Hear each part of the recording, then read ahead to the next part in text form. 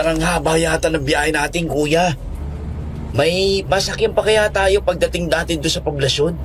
Baka naman pagdating natin doon, maglalakad lang tayo. Haggard tayo nun, brother. Ikaw talaga, oo. Sana meron pa. Meron din naman mga tricycle na bumabiyahe doon. Teka, sino ba yung mga nakaharang na yan sa kalsada? Masyado ng gabi para magprotesta sa ganitong lugar, ha? Mag-iingat ka, Sunny. Baka mga rebelde yan. Ihanda mo sarili mo. Kuya, wala naman sila mga armas, ha? Tsaka, bakit kakaiba yata itsura ng mga yan? Tingnan mo, oh. Ang tatangkad na tao, oh. Sunny, lumayo ka sa bintana. Ibang kutob ko sa mga yan.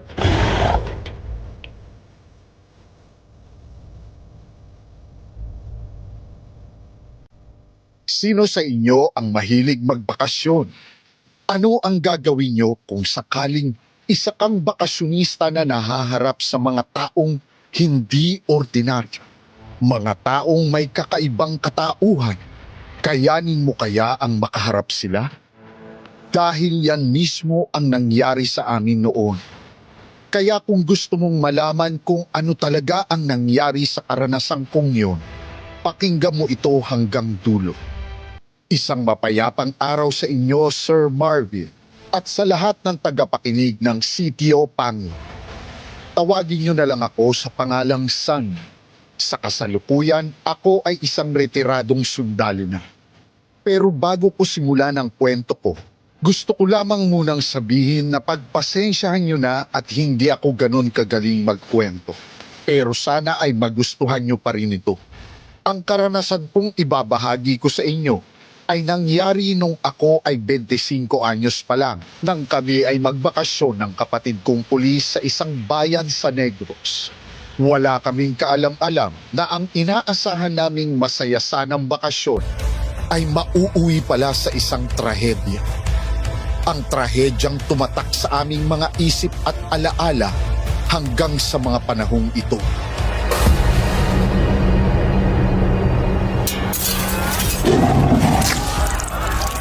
Sinagpang na ang driver! Bubulusog tayo sa bangin! Kumapit kayo! Sunny, bilisan mo! Puntahan mong Manibela! May humila sa driver palabas! Kumapit kayo! Huwag kayong magpapanik! Kumapit lang! Preno! Sunny, preno mo! Alam ko! Huwag mo ako sigawan! Magkatalikod lang naman tayo, ah! Pumapasok na sila! Sa bintana sila dumadaan, Diyos ko! Ano bang mga nilalang yan? Barilin mo na! Unahin mo na itong isang to! Kagatin na ako!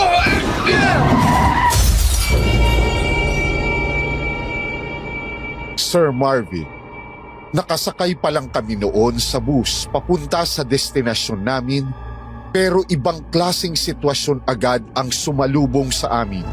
Isang grupo ng mga hindi maipaliwanag na nilalang ang sumugod sa aming sinasakyan, dahilan para magpanik agad ang lahat ng mga pasahero. Mabuti na lamang at parehong naging mabilis ang pagkilos at pag-iisip namin ng kapatid ko sa sitwasyon ng mga sandaling yun, kahit hindi pa namin lubos na naiintindihan kung ano ang nangyayari. Ang buong akala ko talaga noon sinugod na kami ng mga rebelde, pero alam kong may kakaiba sa mga kalabang humarang sa amin ng mga sandaling yun. Sa diin ng tapak ko sa preno ay pumahalang ang bus sa malaking bato sa gilid ng kalsada. Kaya nabasag ang mga salamin ng bintana sa lakas ng hampas nito, Sir Marvin. Pero nagulat ako sa bilis ng pagkilos ng mga kalaban naming hindi ko pa alam noon kung ano bang klaseng mga nilalang. Nabaril namin ni Kuya ang ilan sa mga ito. Pero halos maubos na ang bala ng baril ko, ngunit patuloy pa rin ang pag-atake nila. Tinulungan namin ang iba pang mga kapwa namin pasahero na makaalis sa loob ng sasakyan. Siguro dahil natural na sa amin ang magsilbi at magprotekta sa iba. Kaya hindi namin nagawa ng kapatid ko noon na basta na lang sila iwan at pabayaan. Ang mga nakalabas na pasahero ay nagtakbuhan sa masukal na gubat upang makatakas.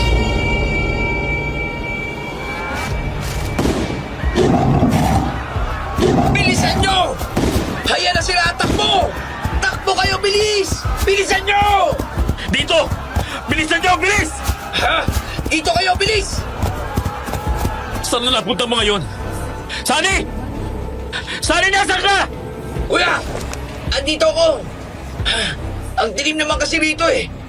Pero yung mga mahabol sa atin, parang ang lilinaw ng mga mata. Sa tingin ko, kuya, hindi basta rebelde mga yun. Mga aswang yun! Ano ka mo? Aswang? Paano namang mangyayari yon? May aswang pa ba sa panahon ngayon? Hindi pa ba sapat ang ebidensya sa'yo? Ang mga umahabol sa atin na yun, mga aswang yun, kuya. Sigurado. Ha? Kuya, sa likod mo! Sunny, mag-iingat ka! Huwag kang umatras! May bakit dyan sa...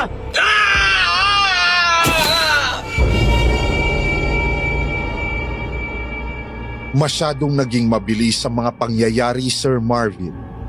Hindi ko na malaya na nakarating na pala kami sa isang bangin sa loob ng gubat.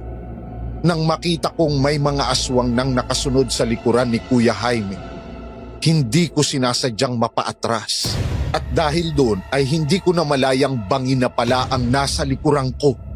Nahulog ako doon, Sir Marvin, at naramdaman ko pa ang pagtama ng katawan ko sa mga bato. Sa huling bagsak ko ay nakaramdam na ako ng panlalabo ng paningin hanggang sa mawalan na ako ng malay. Yun ang huling alaalang natatandaan ko bago ako muling maalimpungatan. Dumadalas yata ang pag-atake nila. Nung nakaraang gabi sa kabilang bayan sila, hindi pa. Ngayon ay dito naman. Mga kasama! Kumalat kayo! Siya sa atin ang buong paligid! Baka merong nakaligtas sa pasahero kagabi!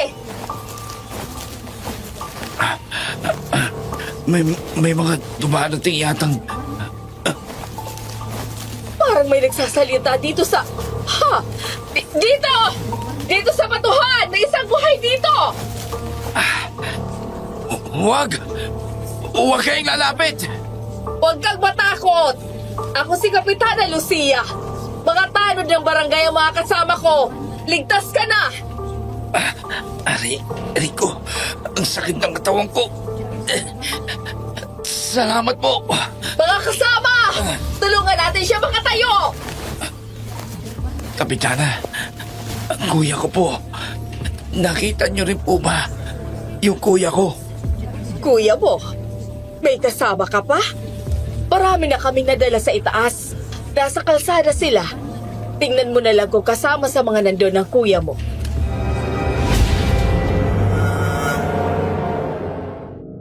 Malakas ang kabog ng dibdib ko habang inaakay ako ng mga barangay tanod ni Kapitana Lucia upang makarating sa itaas ng matarik na bangin na kinahulugang ko, Sir Marvin.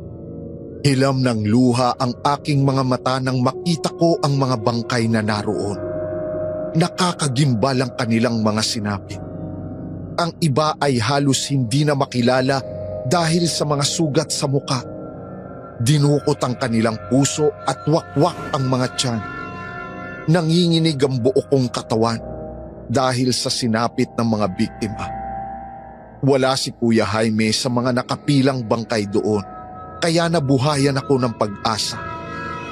Panalangin ko sa Diyos na sana nakatakas din si Kuya.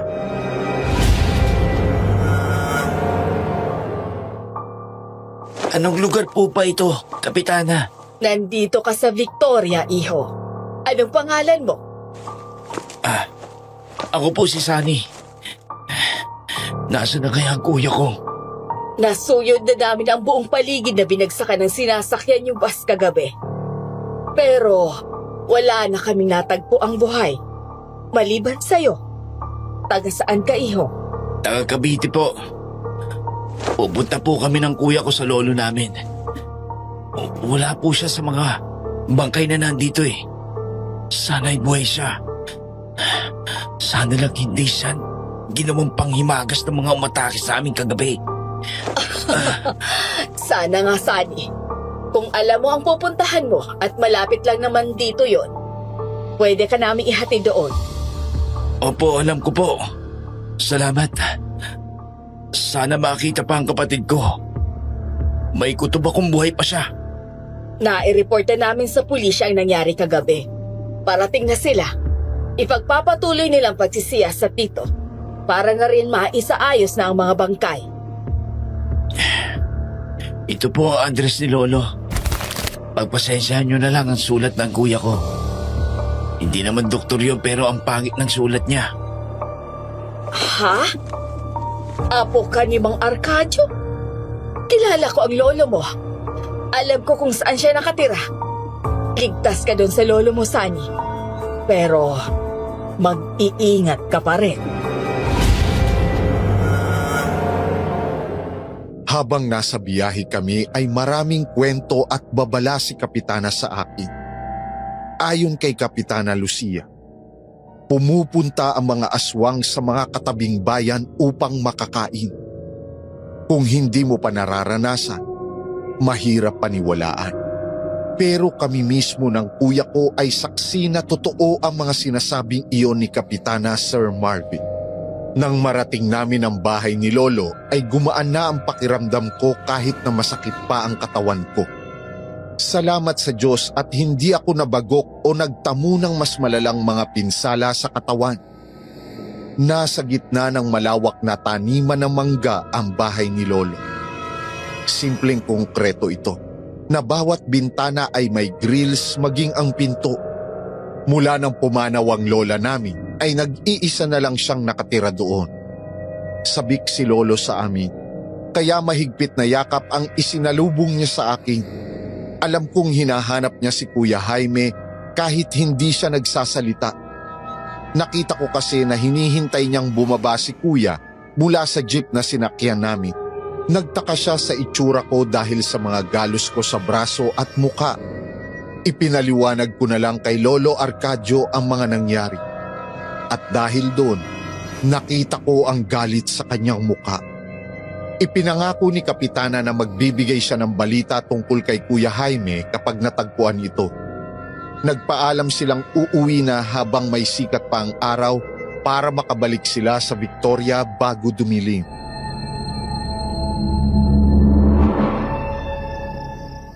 Magpahinga ka na muna.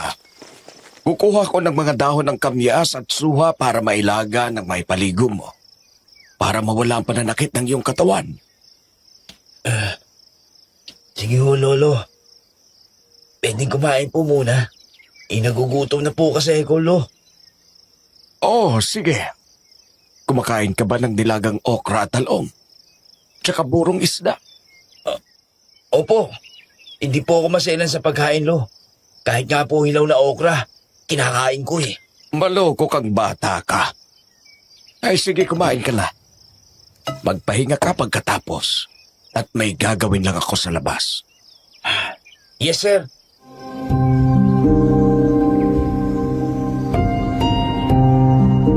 Mabilis na lumipas sa mga araw. Sa tuwing maliligo ako, kung ano-anong mga nilagang dahon ang nakahalo sa tubig. Maging sa aking mga iniinom ay may mga herbal na ibinibigay si Lolo. Mabilis naman akong nakabawi ng lakas, Sir Marvin. 5 araw na ang nakalipas mula nang mangyari ang engkwentro namin ni Kuya sa mga aswang. Ngunit wala pa ring balita tungkol sa kanya.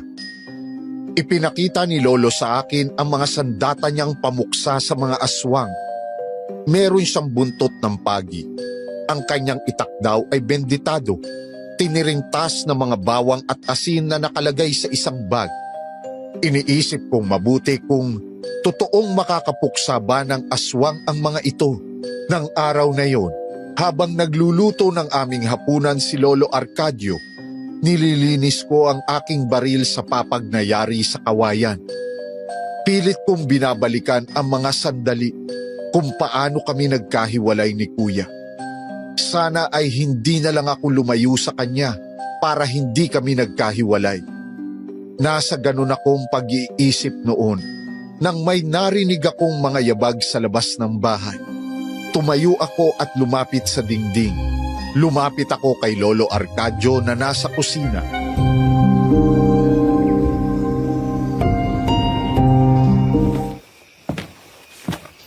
Lolo, parang may mga tao po sa labas ng bahay. Parang umiikot sila sa paligid. Alam ko, Apo. Kanina pa sila dyan at naghihintay lamang sila ng pagkakataon upang makapasok dito. Titignan ko po kung sino, Lolo. Baka si Kuya Jaime na yun eh. Baka may kasama lang ng mga katropa niya dito. Kalmahin mo ang iyong sarili. Humanda ka lang. At may tamang tempo ng pagharap sa hindi mga ordinaryong kalaban. Oh, ano pong ibig niyo sabihin? Hindi mga tao yung umaaligid sa atin, Lo? Oo. Kaya kailangan handa at tiyak ang bawat kilos mo, Apo. Yan bang baril mo service firearms o personal weapon? Personal weapon po, Lo. May lisensya po yan sa akin. Mainam. Huwag kang mag-aaksaya ng bala. Kailangan bawat bala ay tumama sa kanilang puso o sa ulo. Naroon ang kanilang kahinaan. Hayaan lang natin silang umikot ng umikot sa labas. Kapag nainis sila, pati sa yero aakyat yan. Doon tayo lalabas dahil kapag gigil sila, kapag gutom, mas mabilis silang puksain dahil agresibo.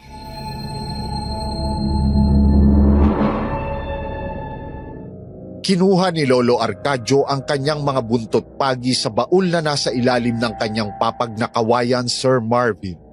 Ihinagis niya sa akin ang isa at isinuksok niya ang isa sa kanyang likod. Habang sa baywang naman ang itak. Hindi ko alam kung ano ang mga umaaligid sa labas ng bahay ni Lolo. Ngunit sa aking pakiramdam ay marami sila. Ang mga yabag nila ay nagbibigay sa akin ng kaba. Ang kakaibang mga kaluskos ay nagpapatayo sa aking mga buhok sa katawan. Sanay naman ako sa labanan. Ngunit kinakabahan ako ng mga sandaling yun. Siguro dahil hindi ordinaryo ang makakalaban namin. Dahan-dahang binuksan ni Lolo Arcadio ang pintuan at nakita naming meron nang nag-aabang doon. Dahil hindi pa naman masyadong madilim ang paligid, kitang-kita ko ang mga mahahabang pangil at mahahabang dila nila. Para silang uling sa itim. Malaki at nagbabaga sa pula ang mga mata.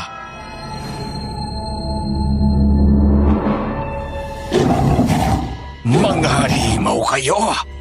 Tikman ninyo ang lupit ng buntot pagig nito! Diyos ko, ang papangit nila. Sonny! Anong ginagawa mo dyan? Sa ulo mo barilin! Opo, Lolo! Naku po, wala na bala. Anak ng kabuti, bakit walang magasin to? Sige! Lapit! Lumapit kayo sa inyong kamatayan! Hinihintay na kayo ng Panginoon ninyong Diablo! Sa ulo! Sa puso mo barilin, Sonny! May isa sa likod mo! Wala akong bala, Lolo! Pero huwag kayong magalala. Boy Scout yata ako! Ang buntot pagi, gamitin mo! Yes, sir! Lagkit pala ng buntot ng paging to. Uunahan mo pa ang jowa kong sampangin ng leg ko, ha? Ha? Halimaw kayo! Ah!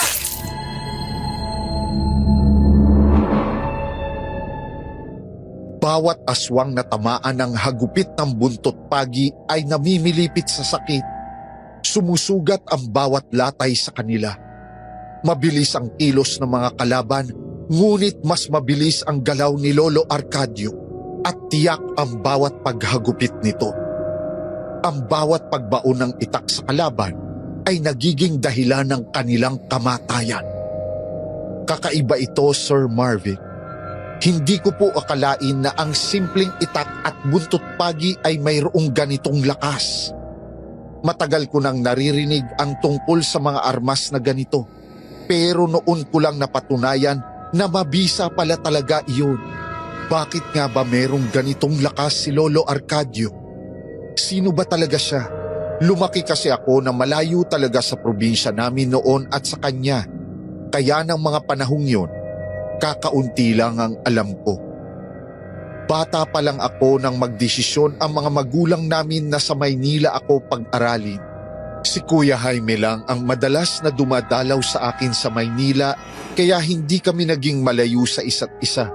Ang buong akala ko noon, tipikal na mapamahiing matanda lang ang lolo namin. Kaya hindi ko gaanong pinagtutuunan ng pansin ang mga weirdong bagay na nakagawian niya sa tuwing uuwi kami noon sa probinsya para magbakasyon. Hindi rin kasi talaga ako mausisang tao. Pero madalas akong mag-obserba sa paligid. Pero noon mismo ay napagtanto kong may mas malalim pa pala talagang dahilan ang pagiging weirdo ng lolo ko.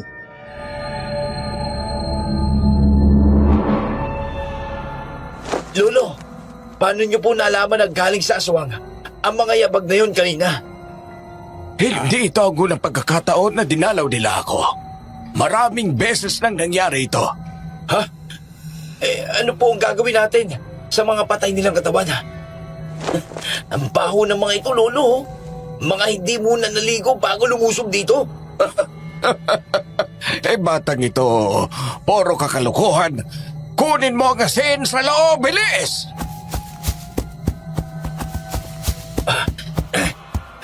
Ito po, Lolo. Ano pong gagawin ko? Sabuyan mo sila ng asin para masunog ang kanilang katawan. Ganun ho ba, Lo? Itong nababagay sa inyo. Mga halimaw kayo, ha?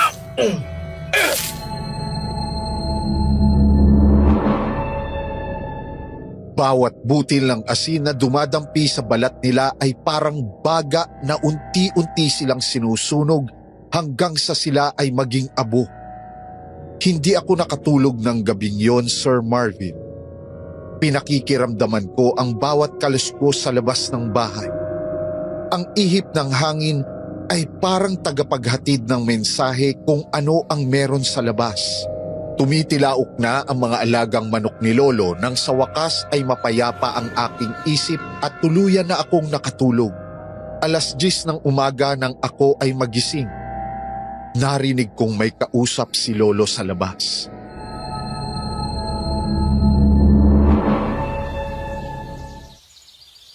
Sino kaya kausap ni Lolo?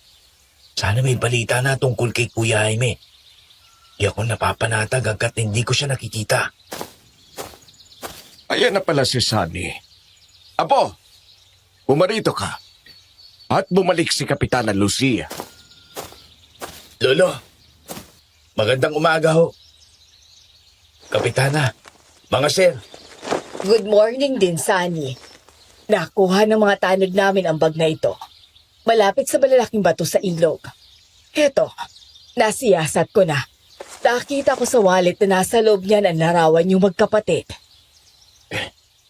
kay Kuya Jaime nga po ito, Kapitana. Salamat po ng marami. Malamang na nakatakas din siya nung inatake kayo ng mga aswa. Ayoko sanang mag-alala kay Jaime. Dahil isa siyang pulis. At alam kong kaya niyang protektahan ang kanyang sarili. Sana nga po, Lolo, nakaligtas si Kuya. Sana, makita na natin siya. Malapit na ang Mambulas Festival. Maraming tao sa bayan na manunood ng palabas. Pupunta tayo, Apo. Pwede nating ipagtanong kung may nakakita sa kuya mo. Sige, tama po yan, Lolo. May picture naman po si Kuya sa akin eh. Teka, Lolo, meron po ba kayong tagalinis dito sa manggahan nyo? Wala, bakit? Hindi ko na kailangan ng tagalinis dito. Kayang-kaya ko pa namang walisan ang mga nalalaglag na tuyong dahon. Para po kasing may tao doon sa malaking punong yun, oh. Oo nga, mga Arkadio. Napansin ko rin. Kanina pa palipat-lipat sa mga puno.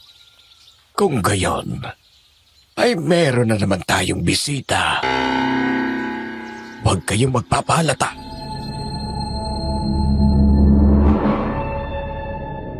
Nag-iisa lang ang bahay ni Lolo sa malawak na manggahang ito. Malayo sa mga kapitbahay. Kaya mabilis na tumayo si Lolo at pumasok sa loob ng bahay. Nang lumabas siya ay nakasuksok sa likuran niya ang buntot pagi. Pati ang itak niya na nakalagay din sa kanyang baywang. Nagtaka ako kung bakit buntot ng pagi at itak ang dala ni Lolo. Lahat ba ng naliligaw dito ay aswang? Saka, ng mga panahong yun, ay nagtataka na talaga ako kung paanong ganun kabilis niyang nalalaman na may banta sa paligid. Pero wala pa ako sa wisyo para magtanong. Sinenyasan kami ni Lolo na abangan sa kabilang puno ang trespasser. Kinuha ko ang aking baril sa loob at sinigurado ko na may bala na yon sa pagkakataong ito.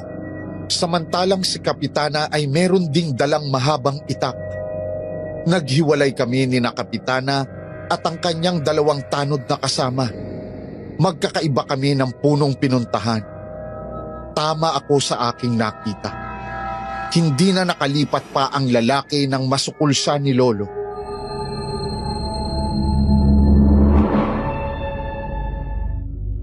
Sino ka? Anong ginagawa mo dito sa manggahan ko? Ako po si Alejandro.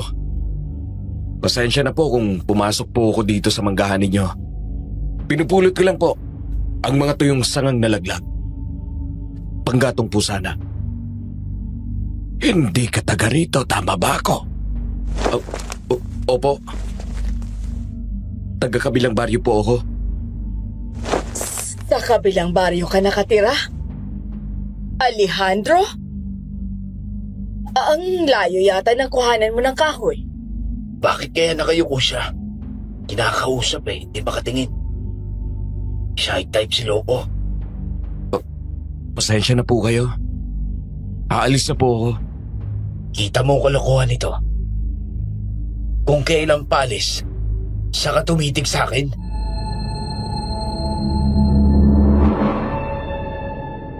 Napakunot ang noo ko habang sinusundan ko ng tingin si Alejandro. Inoobserbahan ko ang kilos niya dahil parang kahina-hinala siya. Ganoon pa man ay wala kaming karapatang pigilan siyang umalis, lalo na at sinabi naman niya ang dahilan niya. Mabilis na nakalayo si Alejandro sa amin. Nagmamadali at hindi na lumingon pa sa amin nang bawiin niya ang titig niya sa akin. Nakayuko na ulit siya na parang halos ayaw niyang ipakita ang kanyang muka. Napansin ko si Kapitana Lucia na tinitingnan ang mga dinadaanan ni Alejandro. Hindi kumikibo si Lolo hanggang sa makabalik kami sa bahay. Maging si Kapitana Lucia ay nararamdaman ko na may ibang pakiramdam kay Alejandro.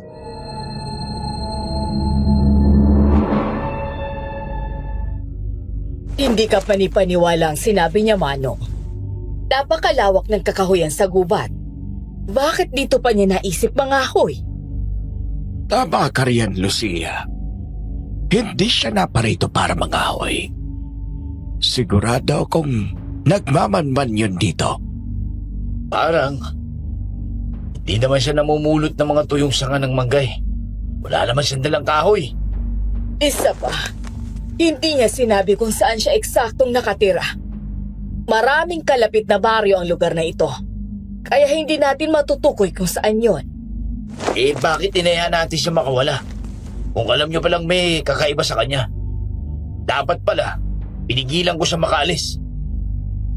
Hindi ka dapat basta-basta kumilos ng ganun, iho. Hindi natin alam ang tunay niyang pakay. Kung gagawa tayo ng bagay na hindi natin pinagplanuhang mabuti, ay maaari yung magsiklab ng isang gyera. Kailangan nating tandaan na hindi pa rin natin nahanap ang kapatid mo ngayon. Kaya dapat tayo mag-ingat. Siya nga pala, Lucia. May nakaengkwentro kaming mga gabunan kagabi.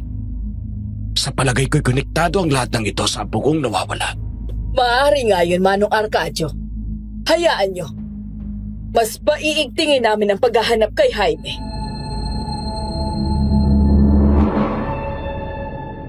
Pinaghandaan namin ni Lolo Arcadio ang pagpunta sa bayan upang samantalahin ang festival. Hindi para manood ng parada, kundi upang magbakasakaling may nakakita kay Kuya. May mga inilagay si Lolo sa sakong dadalhin niya. Magagamit daw namin ang mga ito kung sakaling may umatake sa amin. Ayon kay Lolo, maraming nawawalan tao pagkatapos na manood ng festival. Kaya ibinigay niya sa akin ng isang buntot pagi, isang supot ng asin at bawang na inilagay ko sa aking bag. Para sigurado ako ay dala ko rin ang aking baril. Hindi Sa totoo lang, kung titingnan ako noon ay para akong relax lang sa sitwasyon. Pero pinipigilan ko lang talagang magpanik o mag-alalang masyado sa kuya ko. Isa akong sundalo, kaya alam kong mas makabubuti kung pananatilihin kong kalmado ang sarili ko, lalong-lalo na sa ganong sitwasyon.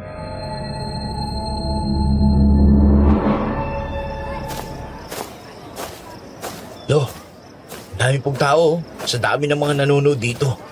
Sana may makakilala kay Kuya Jaime.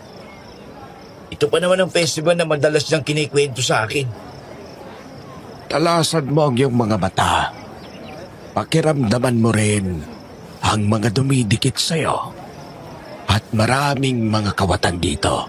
Opo, pumunta po muna tayo dun sa bandang unahan, Lolo. Sige, maghiwalay tayo. Dito ka sa kaliwang banda at ako doon sa kanan.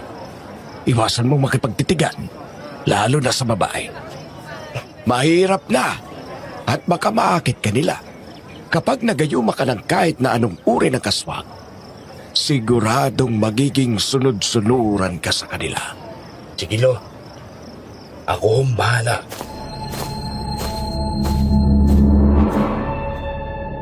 Sinusundan ko ng tingin si Lolo kung saan siya pupunta. Mahirap makipagsiksikan sa dami ng taong naroroon. Inilipat ko ang backpack sa harap ko upang mabilis kong makuha ang baril sakaling may hindi ka nais-nais na magaganap. Habang dumadaan ang parada ng mga nakakostyum na lalaki, pinapakita ko ang larawan ni Kuya Jaime sa mga taong nakakasalubong ko. Nagbabaka sakali ako kung may nakakakilala o nakakita sa kanya. Pero habang abala ako sa paggawa nun, sa pagitan ng mga linya ng mga mananayaw ay nakita ko si Alejandro. Nakita ko siyang tumitingin sa direksyon ko, pagkatapos ay babaling din ang muka sa unahang direksyon niya, na tila ba may gusto siyang ipakita sa akin.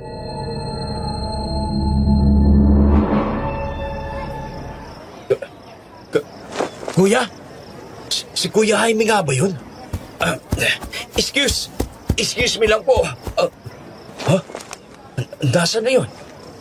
Saan nagpunta si Kuya? Biglang nawala?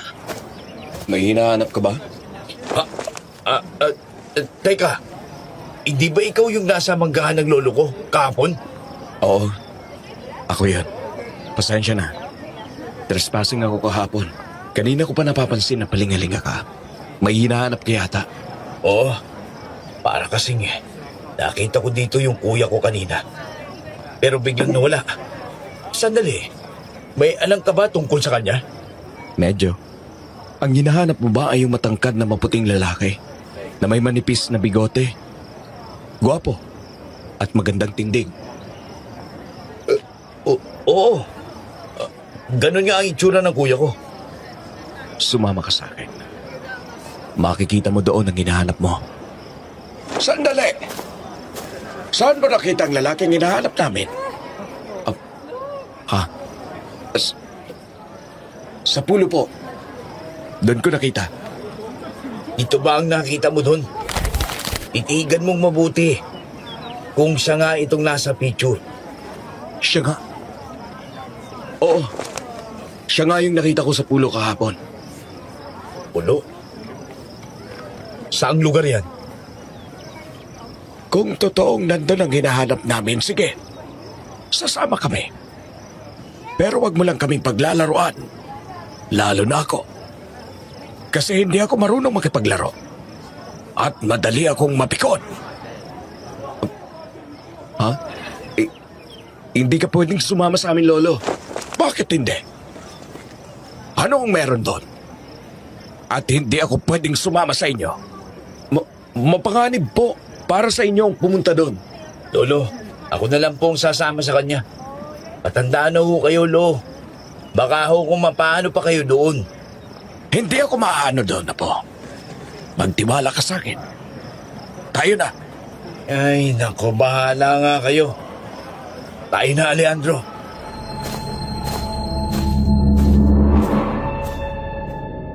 Sa kagustuhan kong makita si Kuya ay sumama kami ni Lolo kay Alejandro. Kahit na ang totoo, Kaduda-duda ang mga kilos niya para sa akin. Para siyang kabute na biglang susulpot. Hindi ko nga tiyak kung nagsasabi siya ng totoo na nandun nga si kuya. Pero pinagana ko na lang noon ang pagiging isang sundalo ko at pinalakas ang pakiramdam. Sa totoo lang ay medyo nagiging desperado na ako ng mga panahong yun at gusto ko nang mahanap ang kapatid ko. Nagsimula kaming naglakad at hindi ko napigil si Lolo na huwag sumama, Sir Marvin. Ayon sa kanya ay malayo sa kabayanan ang lugar na tinutukoy ni Alejandro at walang mga sasakyan ang bumibiyahe sa baryong yon. Anong klasing baryo kaya yon at walang sasakyang pumapasok? Gaano kaya kalayo sa kabayanan? Iyon ang mga tanong na tumatakbo sa isip ko pero pinili ko na lamang sarilinin muna. Malayo na ang nilakad namin. Malawak na bukirin at makahoy ang gilid ng kalsada nang makita kong may paparating na taong may dalang kariton. May sakay itong 2 babae at isang lalaki na may edad na rin. Pinara ni Alejandro ang kariton at pinasakay kami. Habang nilalakbay namin ang kahabaan ng kalsadang hindi simentado, napansin kong may kumikilos sa loob ng sakong naroon din sa kariton. Napatingin ako kay Lolo habang si Alejandro ay nakangisi na parang nagbabanta. Walang kumibo sa kanila at tanging huni ng mga uwak na nagliliparan ang naririnig namin. Ganon din ang tunog ng gulong ng kariton. Ano bang laman ng sakong to? Buhay pa yata eh. Magalaw eh. Malamang, baboy ramo lang yan. Handa siguro nila para sa gaganaping pistahan. Ganun ba? Malayo pa ba tayo, Alejandro? Saang bundok pa natin makikita ang kuya ko? Malapit na. Huwag kayong mainip. Medyo hapon na kasi. Naalala ko lang na baka gabihin tayo. Sa totoo lang ay isinantabi ko muna ang biglang pagsipa ng kuryosidad ko sa kung ano ba ang gumagalaw sa loob ng sako at pinilit na lang na ibaling ang atensyon ko sa ibang bagay. Alam ko na kailangan kong mag-ingat sa lahat ng ikikilos ko ng mga sandaling yon dahil hindi ako sigurado sa mga pwedeng mangyari sa amin ni Lolo doon. Kaya minabuti ko na lang na magbulag-bulagan muna sa mga sandaling yon at hindi na ako nag-usisa pa.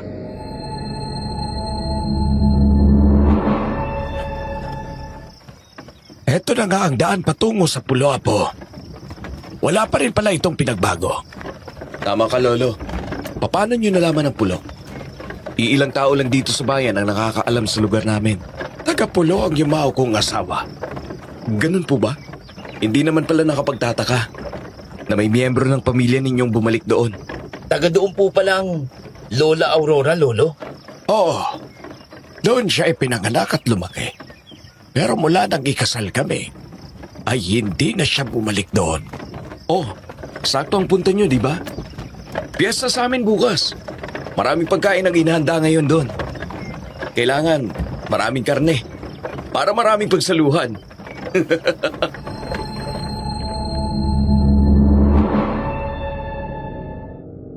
Napapakunot ang noo ko sa mga sinabi ni Alejandro, Sir Marvin. Parang may ibig sabihin ang mga iyon. Piyesta, maraming karne. Iba ang pakiramdam ko ng sandaling yun. Pero muli akong nanatiling tahimik.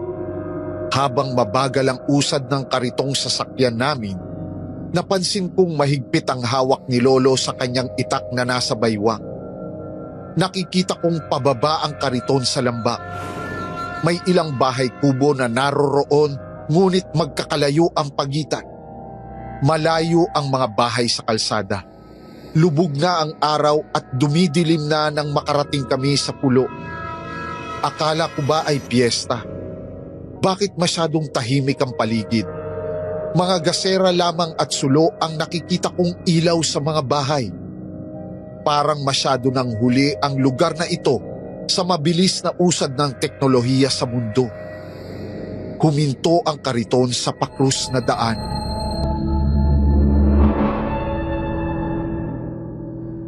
Hanggang dito na lang tayo at liliko na sila. Lalakarin na lang natin hanggang sa Tumana. Salamat, Manong. Manang, madadagdagan pa natin yung karne na yan para bukas. Salamat. Halika na, Sonny. Bumaba na tayo. Salamat po. Malayo pa po bang Tumana, Lolo? Magandang pakiramdam ko sa lugar na ito eh. Malayo pa. Maging alisto ka lang, Apo. Hindi tayo dapat magkahiwalay. May sinasabi ka ba, Sunny? Nga pala, hindi ko na kayo masasamahan pababa. Diretso lang ang daan patungo ng Tumana. Matatagpuan niyo sa ibaba ang bahay na malaki. Malapit sa sapa. Nandun ang hinahanap ninyo. Kumbinsihin niyong makaalis siya sa lugar na yon bago sumapit ang kabilugan ng buwan.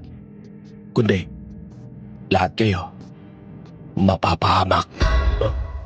Anong ibig mong sabihin? Doon niyo na malalaman ang ibig kong sabihin. Sige na, lumakad na kayo. Siguraduhin niyo lang na kukumbinsihin niyo siyang umalis doon at tumakas. Sige, salamat. Lolo, tayo na ho. Salamat ulit sa'yo. Ha? Saan napunta yun? Bilis naglaho. Sinasabi ko na nga ba't? Ilabas mo ang buntot pagi, Sonny. Maging alisto ka lang. Pareho nating alam na hindi mapagkakatiwalaan ng lalaking yon. Pero may pakiramdam akong hindi siya nagsisinungaling tungkol sa kinaroroonan ng kuya mo. Kalmahin mo lang ang sarili mo. Parang may mga sumusunod sa atin, Lolo. Meron nga. Pero hanggat maaari ay ayokong mapalaban tayo. Hindi tayo pwedeng maubusan ng lakas bago pa natin marating ang kinaroroonan ng kuya mo. Bilisan mong lumakad. Malapit na tayo sa Tumana.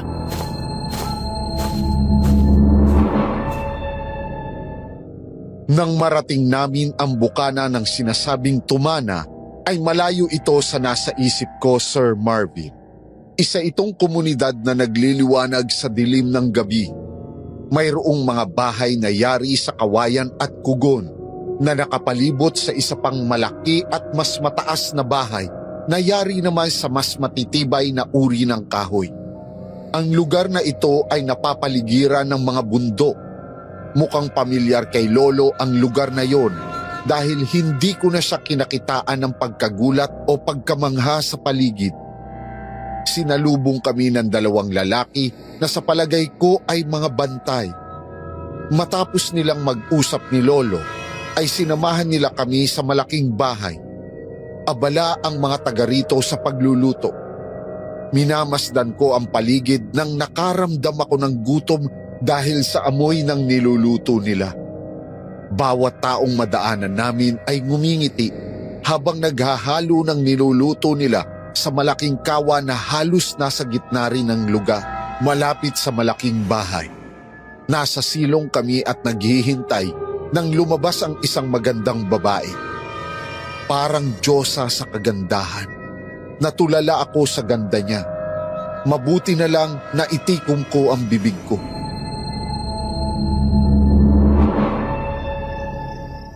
Angelica! Ikaw na ba yan? Opo, ako nga po, Lolo Arcadio. Tuloy ho kayo. Pasensya ka na. At sa ganitong oras kami dumating. Hi, ako si Sunny. Sunny, hi. Bakit naman po kailangan pang humingi ng pasensya? Alam ko po yung pinarito nyo, si Jaime. Oo, siya nga. Sumama kayo sa akin. Sa itaas ko na ipapaliwanag ang lahat. Nandito ba ang kuya ko? Bihag nyo ba? Sana naman wala kayong masamang ginawa sa kanya. Sumunod na lang tayo sa kanya. Mamaya ka na magtanong, Apo.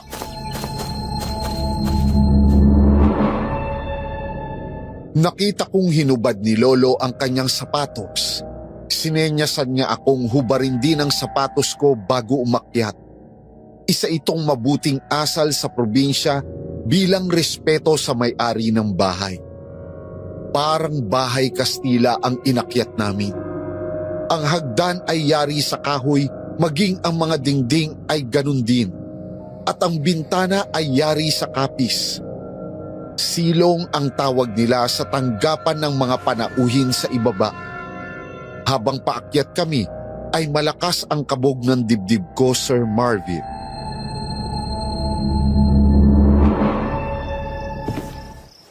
Kuya! Kuya Jaime! Ikaw nga! Salamat at buhay ka pa. Akala ko ginawa ka na nilang bopis o kaya tinumis. Payakap nga. Tsaka pahalik na rin. Jaime! Ikaw ba yan na po? Ako nga po, Lolo. Sunny, salamat sa Diyos at ligtas ka. Mabuti at mukhang ang lahi pa rin pala nila Angelica ang namumuno dito. Ang buong akala ko'y nasakop na kayo ng iba. Salamat sa Diyos at nakaligtas tayo sa mga nilalang na yun. Mabaho na. Mga pangit pa. Ay, alam mo, Sunny, ikaw lang ang kilala kong puro kalokohan. Kahit malala ng sitwasyon, nakukuha mo pa rin magbiro. Lolo, miss ko na kayo. Ihahatid ko po talaga sa inyo si Jaime kapag nakabawi na siya ng lakas. Paano nyo nga po pala nalaman na nandito siya? May nagsabi sa amin. Nandito namin makikita si Jaime. Noong una ay may pagdududa pa ako. Subalit naisip kong nandito ka, Angelica. Kaya sumama kami. Baka gusto mong ikwento ang nangyari sa'yo, kuya. At paanong nakarating ka dito?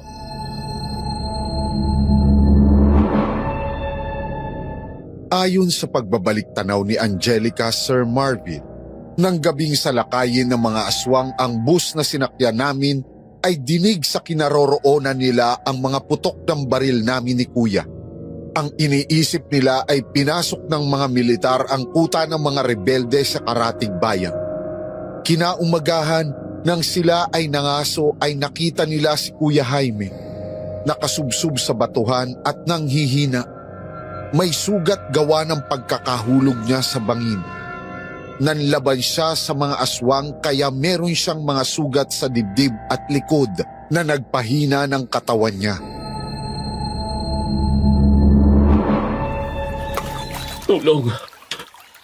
Tulungan niyo ako. Tao ba yon? Bakit parang sugatan? Tulong. Sunny, tulong. Tulungan niyo ako! Ibangon natin! Jaime? Jaime, ikaw nga ba yan? Jaime? Oo. Jaime, dumilit ka. Dumilit ka, Jaime. Makakasama, buhatin natin siya. Iuwi sa atin. Buhatin niyo, bilis! Angelica, si Sunny, ang kapatid ko. Hanapin mo. Oo, ipapahanap ko siya. Bilisan natin.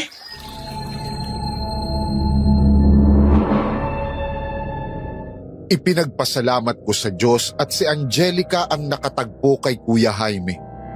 Ayon kay Angelica, bumilang din ang araw bago siya nakabawi ng lakas.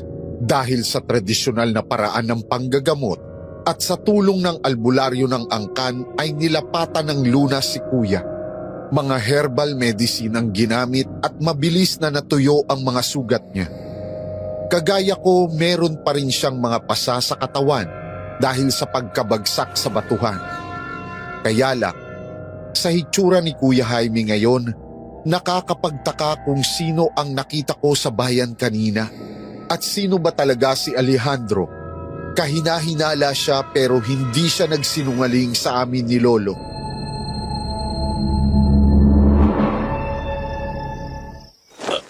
Nandito ka. Pero, nakita kita sa bayan kanina. Sino yun? Hindi ako yun, Sunny.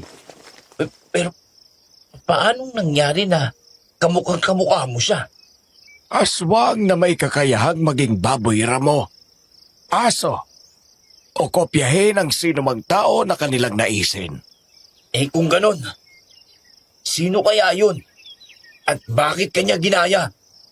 Hindi natin siya kung sino yon. Pero sigurado ako may motibo siya para gayahin si Jaime. Kanino nyo nalaman na nandito siya? Kay Alejandro. Siya ang nagsabi na dito namin makikita ang hinahanap namin sa bayan kanina. At kumbinsihin daw namin si Jaime na umalis dito bago ang kabilugan ng buwan. Alejandro, talagang hindi siya titigil hanggat hindi nawawala si Jaime sa buhay ko.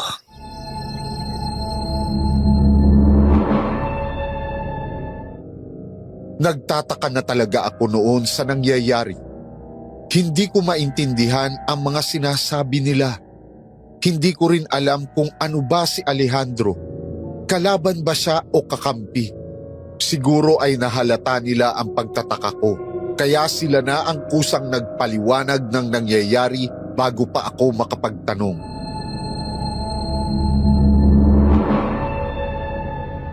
Lolo Arcadio, si Alejandro ay kabilang sa amin noon.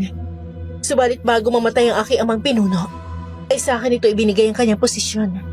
Isang dahilan yon upang maghimagsik si Alejandro at himukin ng iba pa na mag-aklas at talikuran ng aming angkay na mamuhay na gaya ng mga tao. Si Alejandro ay aswang na gabunan. Kung ganun ay, isa ka rin aswang? Upat! Ha? Ibaba mong baril mo, Sunny. Hindi siya kagaya ng iniisip mo. Bata pa kami. Magkakilala na kami ni Angelica. Noon pa. Anak siya ng matalik na kaibigan ni Mama. Bata ka pa noon. At hindi ka naman palaging lumalabas ng bahay. Kaya hindi mo nang tatandaan. Pero yun ang totoo. Kaya ibaba mong baril mo. Pasensya na. Bigla lang. Ibig sabihin, ang grupo ni na Alejandro, sila ang umatake sa amin? Hindi malabong ganun nga, Sunny. Dahil kami, hindi kami kumakain ng tao. Sila ang gumagawa nun. May paparating. Mga bantay po sa labas yung lolo. Paghatid lamang po yun ang mensahe. Sa dali lang po't lalabas ako.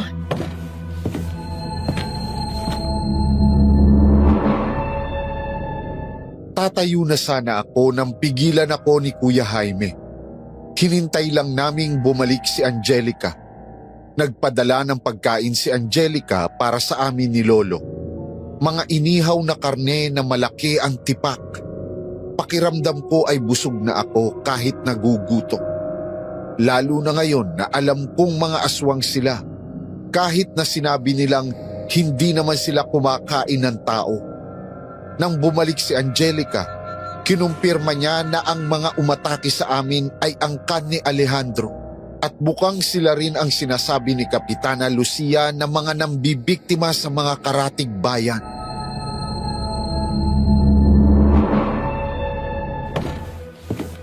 Lolo Arcadio, kailangan ko pong tulong nyo. Alam ko maedad na kayo, ngunit ang lakas sa taglay nyo, higit pa sa 100 aswang. Maaari po ba? Kayo lang albularyong higit na may lakas na makakatulong sa amin. Handa ako. Sige. Para sa ikapapanatag mo, Angelica. Albularyo kayo, Lolo? Oo, Apo. Isa din ako mananugis ng aswang. Sinasabi ko na nga ba eh. At hindi kayo ordinaryo. Alam kong may mga hinala ka na, Apo. Pero hindi ka rin kasi nagtatanong. Kaya hindi ko naisip na sabihin pa sa'yo. Pero balik muna tayo sa usapan. Kailangan nating magplano ng gagawin. Ama, hindi tayo makakaalis dito sa ngayon. Lalo pat alam nilang nasa panik tayo ni Angelica. Ano? Ibig mong sabihin, Kuya, magtatagal pa tayo dito? Hanggang kailan? Huwag kang mag-alala, Sunny. Isang araw na lang, kabilugan na ng buwan, matatapos din ito. Pasensya na, pati kayo nadamay. Nakakakilabot naman ang alulong ng mga asong yun. Ganito din noon nang ibigay sa lolo mo, Angelica, ang kapangyarihan upang maging pinuno. Isang asbo ang naghimagsik sa kagustuhan na siya ang mapili kaysa sa inyong lolo. Malaki nga pong pasasalamat ko nandito kayo ngayon. Malakas pong kutob ko na alam nilang darating dito sa bahay natin si Jaime. Kaya madalas sa mga nagiging pagsalakay nila sa mga bus ng turista sa bawat entrada na papasok dito sa probinsya. Sandali. Bakit naman ayaw nilang pumunta dito ang kuya ko? Anong kaugnayan ni kuya sa mga pagsalakay nila? Hindi ba nasabi ng kuya mo tungkol sa aming dalawa? Magkasintahan kami at siyang nais kong mapangasawa.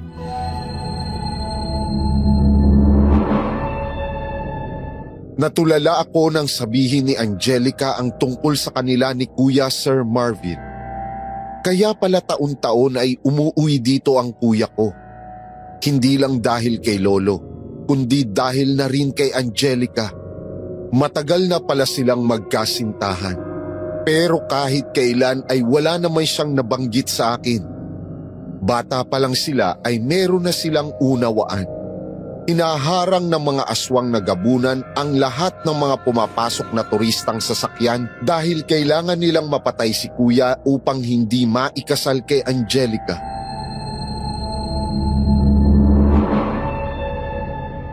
Noon pa man, nanunuyo na sa akin si Alejandro. Gusto niya magpakasal ako sa kanya dahil alam niyang ako ang susunod na pinuno.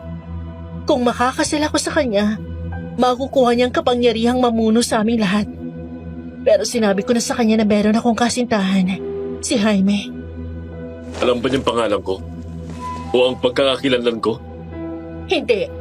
Basta ang alam lang niya, pulis ka't hindi taga rito. Maaring alam niyang apo ka ni Lolo Arcadio dahil nabanggit ko ito kay Genoveva. Nawala sa isip ko na pinsan niya si Alejandro. Bakit kasi inilihim mo pa Jaime kay Sunny ang tungkol kay Angelica? Alam naman ito ng mama at papa ninyo. Alam niyo naman po, Lolo, na bata pa lang kami. Ayaw na talaga ni na mama na mamulat si Sunny sa sitwasyong ganito. Ayaw nilang mapahamak ang pinakamamahal nilang bunso. Alam nilang delikadong maging kamag-anak ang isang manunugis na gaya niyo, Lolo. Kaya nga, hindi kami gaanong inilalapit ni na mama sa inyo noon, hindi ba? Kaya ba nagdesisyon ng mga magulang niyo noon na ilayo si Sunny dito sa probinsya? Pareho naman kami inilayo ni na mama dito. Sadyang matigas lang ang ulo ko. Dahil ayoko mawalay sa iyo, Angelica. Kaya pabalik-balik ako. Pero si Sunny, itinuturing namin siyang biyaya ng pamilya namin. Dahil nung nasa sinapupunan pa lang siya ng nanay namin, muntik na siyang mawala. Himala na lang na nakasurvive siya kahit pinanganak siyang kulang sa buwan. Kuwawa naman pala ako. Ako lang ang hindi nakakaalam na magkakaroon pala ako ng hipag na Diyosa sa ganda. Pero Pero ano? Isang aswang? Huwag ka mag-alala, Sunny. Gaya niyo rin kami namumuhay ng normal. Tao din kami. Gumagamit din kami ng asin sa aming mga pagkain dahil hindi naman kami masama.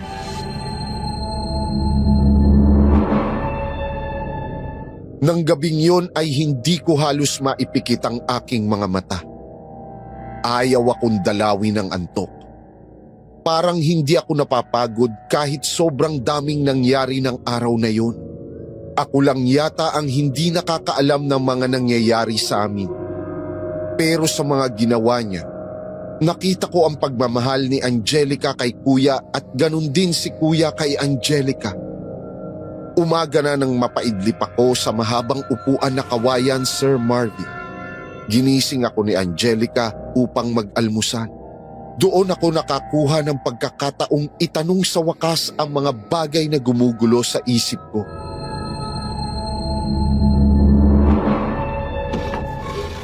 Tama ka, Sunny. Ang lolo mo, isa siyang magaling na albularyo noon na pinaniniwala ang higit na mas malakas kaysa sa aswang dahil sa mga taglay niyang anting-anting.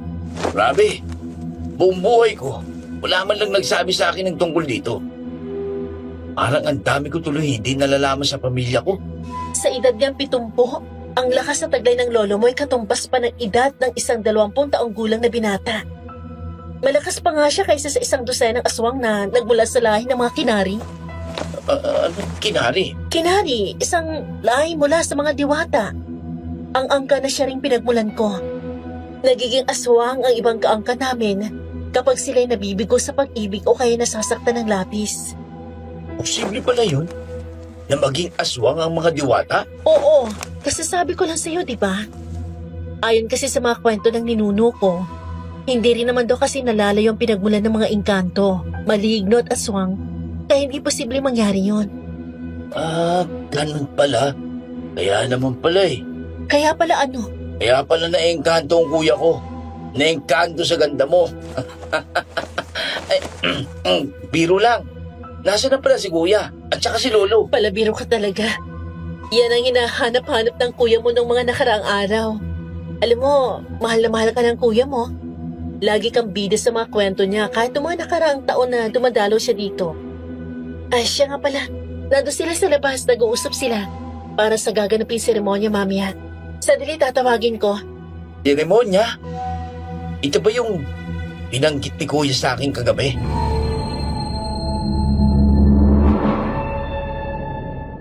Araw ng kapistahan sa kanila, Sir Marvin. Pero iyon din ang pinaka-espesyal na araw para sa kapatid ko at kay Angelica. Simpleng pagdiriwang lang ang naganap dahil biglaan. Masaganang pagkain ang nakahain sa mahabang mesang kahoy na kung tawagin nila ay dulang na nakalatag sa harap mismo ng bahay ni Angelica dahil siya ang pinuno ng kanilang angkan o tribu.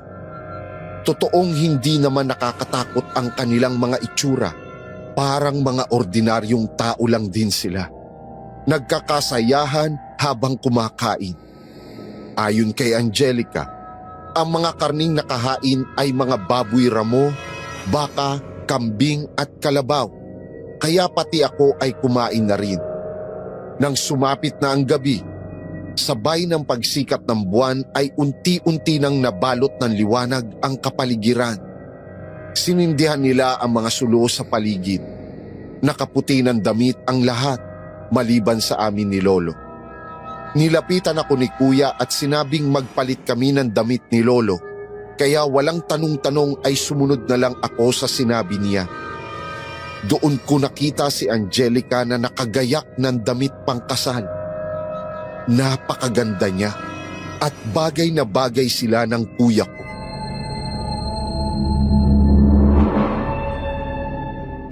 Gwapo mo talaga, Kuya. Sigurado ka na ba sa gagawin mo?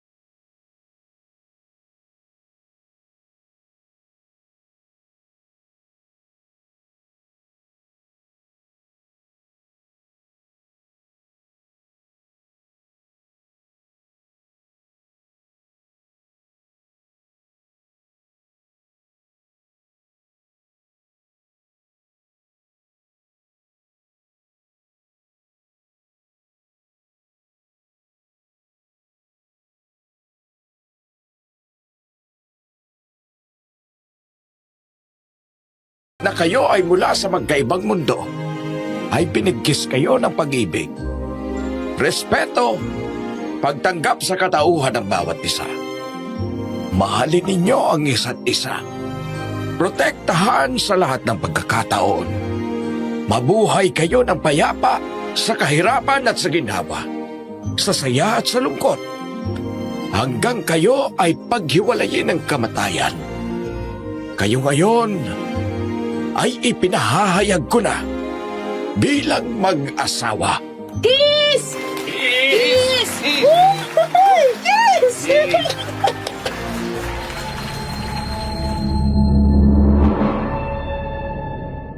Sa liwanag ng buwan ay naikasal sina Kuya at Angelica.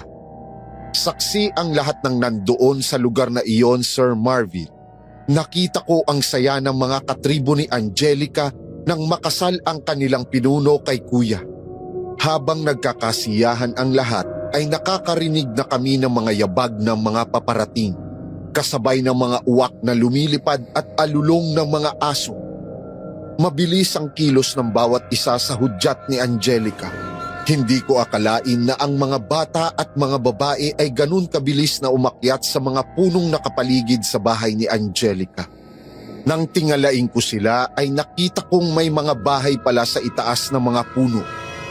Hindi pa ako nakakabawi sa pagkabigla ko nang biglang isang lalaki naman ang lumabas sa dilim. Si Alejandro.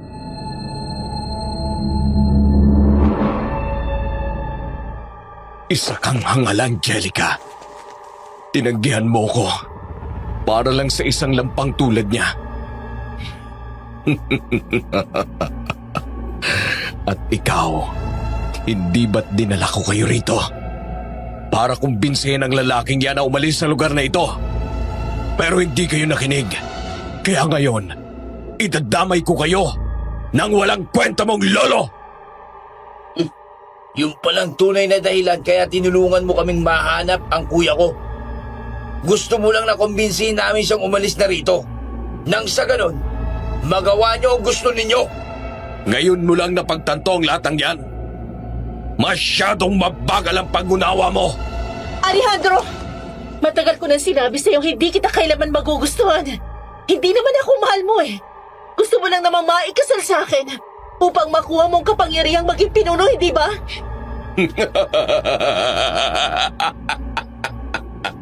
Tama ka. Dahil mula nang dumating kami dito sa pulo, ay hindi namin naramdaman na bahagi kami ng komunidad na ito. Ang tingin ninyo sa angka namin ay aliping aswang. Magbabang masyado ang turing ninyo sa amin. Kailanman, hindi namin ipinaramdam sa inyo mga sinasabi mo. Ikaw at ang ama mo ang naghahangad na maging pinuno ng angkan. Kaya nilalason mong isip ng mga kalahi mo upang maghimagsik at sumalungat sa nais naming mamuhay tayo bilang tao at talikuran ng pagiging aswang. Umanda kayo mga apo.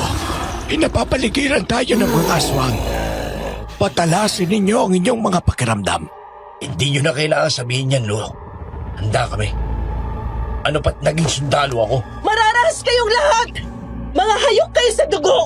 Pumapatay kayo ng mga inosente kaya tayo kinatatakutan, nilalayuan, at isinusumpa ng mga tao! Bigyan natin ng solusyon ang lahat ng ito. Noon, gusto kong makasal sa'yo. Pero ngayon, hindi na!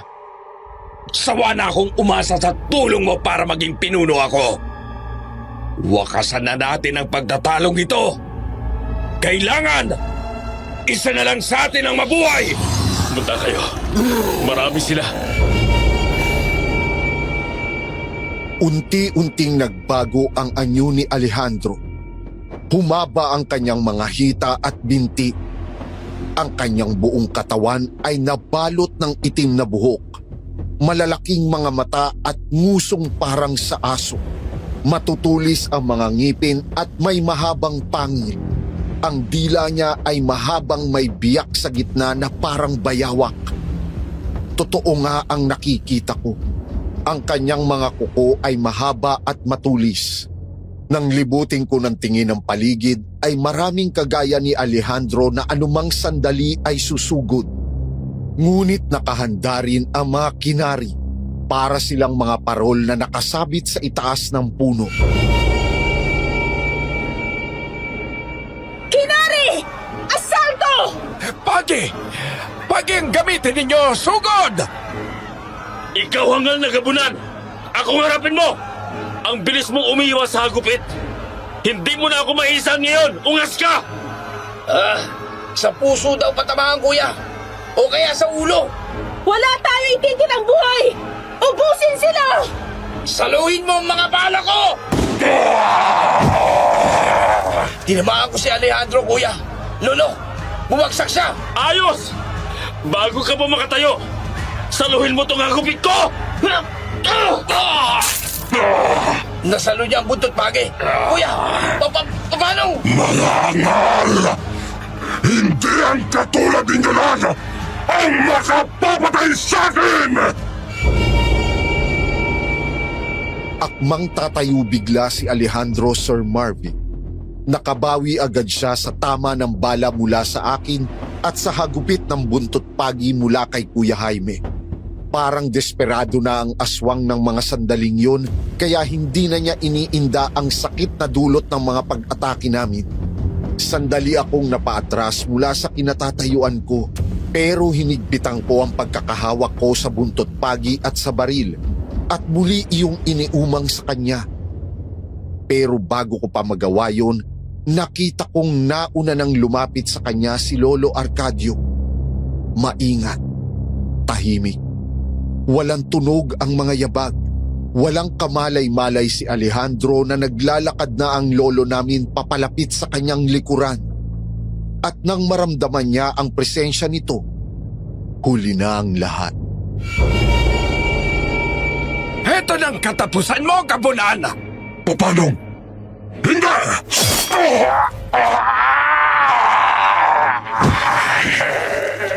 Kuya, si Alejandro. patay na siya. Pinugot ni Lolo ang ulo niya. Angelica, patay na ang pinuno nila. Ipasiyasat mo ang buong paligid at ipunin ang mga natitirang gabunan. Pagkatapos ay susunugin natin silang lahat. Opo, mga Arkadio. Gulat na gulat pa rin ako sa mga nangyari. Hindi ko maiwasang humanga kay Lolo sa nakita kong galing niya sa paghawak ng itak. Napakabilis niyang napatay si Alejandro.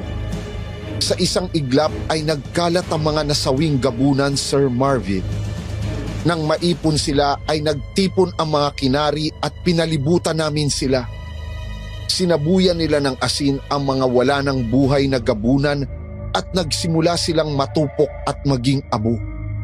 Pero hindi pa doon nagtatapos. Alam ni Ate Angelica na may mga naiwang pang pamilya ang mga gabunan. Kaya nagpasya siyang hikayatin ng pamilya ng mga gabunan na muling magbalik loob kasama nila. Sandali muna kaming nagpahinga para makabawi kami ng lakas. Pagkatapos ay sama-sama kaming umakyat sa itaas ng burol upang makaharap ang mga ito. Ngunit nabigla kami nang makita naming nakahanda na rin pala ang mga naiwang gabunan. Sarado ang utak nila sa gustong mangyari ni Ate Angelica. Kapayapaan ang nais ko. Magbalik loob kayo sa angkan. Mamuhay tayo ng payapa. At itigil niyong pamiminsala sa mga tao. Hindi tayo mga hayop upang uminom ng dugo at kumain ng puso nila. Huwag nating panindigan ang pagiging halimaw. Mukhang wala silang pakialam sa sinasabi mo, Angelica. Saradong kanilang isip. Buo ng desisyon nilang labanan at makipag-ubusan ng lahi sa inyo. Ayaw pala ng mga ito ng tahimik na buhay Ayaw nga. Ayaw nilang maging payapang lugar na ito. Kung ganon, harapin niyo ang sentensya para sa tumatanggi sa kapayapaan. Sige! Ibibigay ko ang pinaghandaan niyo! Lipunin silang lahat! Mukhang magiging madugo to, kuya. Kailangan lahat ng masusugatan natin ng buntot pagi. Masabuyan agad ang asin. Nahaharap kami sa mas maraming kalaban, Sir Marvin. Nagulat ako nang makita ko si Angelica na inunat ang kanyang dalawang kamay at lumabas mula sa kanyang mga daliri ang mahahabang kuko. Ang kanyang buhok ay naging puti at may sariling buhay na humaba ng halos sumayad sa lupa. Nang ibigay niya ang hudyat upang sumalakay, parang mga asong nagpulasa ng kalaban. Bawat gabunan na bumagsak ay kumikisay dahil pugot ang ulo nila sa talas ng mga kuko ni Ate Angelica. Si Angelica ang pinupunteriya nila. Jaime! Sonny! Si Angelica, tulungan ninyo! Ang dami nila! Sugod, mga kinari! Sugod!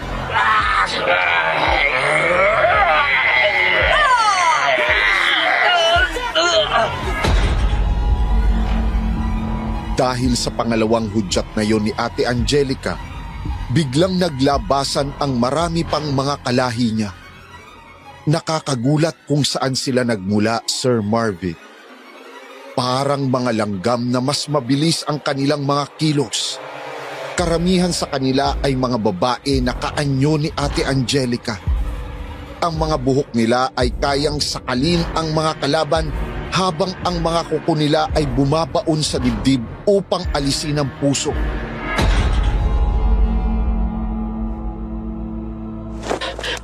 Pasikat ng araw. Diyos ko, salamat po. At natapos din ang labang ito. Oo, kuya. Pero, anong gagawin natin sa mga to? Dahil sa mga sugat nilang tinamo, kapag nalagyan sila ng asin, masusunog na sila. Wala bang nasaktan sa inyo? Jaime, Sunny, Lolo, ayos lang kayo? Okay lang kami. Ikaw, hindi ka ba nasaktan? Ako, hindi ako okay, ate. Ha? Bakit may tama ka ba? Nakagat ka nila? Hindi ako nakagat. Wala akong tama. Oy, na paano ka? Bakit hindi ka okay? Nagugutom na ako eh. Nakakaubos lakas kasi yung mga nangyari. Pinakaba mo naman ako eh. Hindi pa naman ako sanay kabahan. Masanay ka na sa bunso namin, Angelica. Mahamog ang umagang yon, Sir Marvin. Sobrang pagod na nakakatuyunan lalamunan ang nararamdaman ko. Bawat tirahan ng mga gabunan ay ipinasunog ni Ate Angelica. Siniguro nilang walang natira kahit isa. Nagmistulang wildfire na tumutupok sa mga kabahayan ang bahaging ito ng pulo. Nagsimulang masunog ang mga nasawing gabunan nang tuluyang sumikat ang araw. Sama-samang bumalik ang mga kinari sa kanilang mga bahay. Pagbalik namin, muling nagtipo ng mga kinari sa labas ng bahay ni Ate Angelica. Bawat pamilyang dumating ay merong dalang pagkain na ihahain sa dulang nila.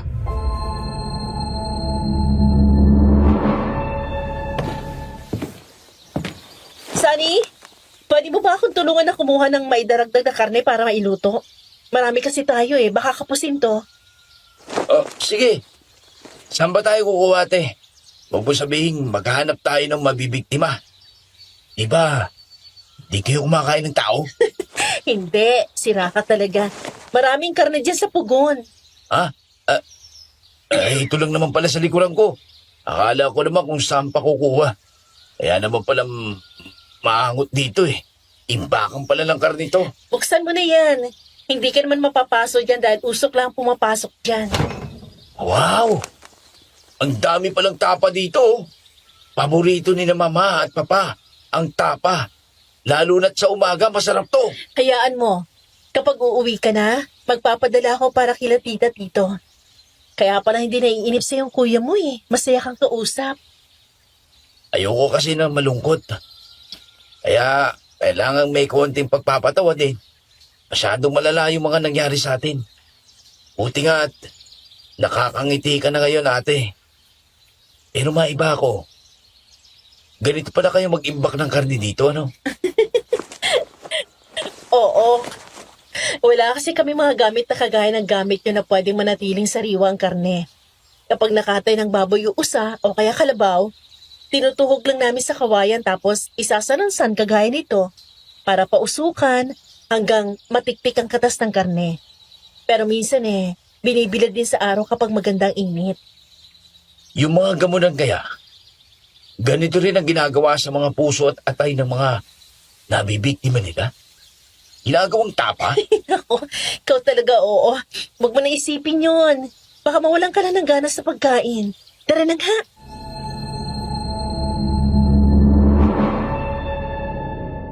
Normal din palang kausap ang mga aswang kapag sila ay tinatrato rin ng normal.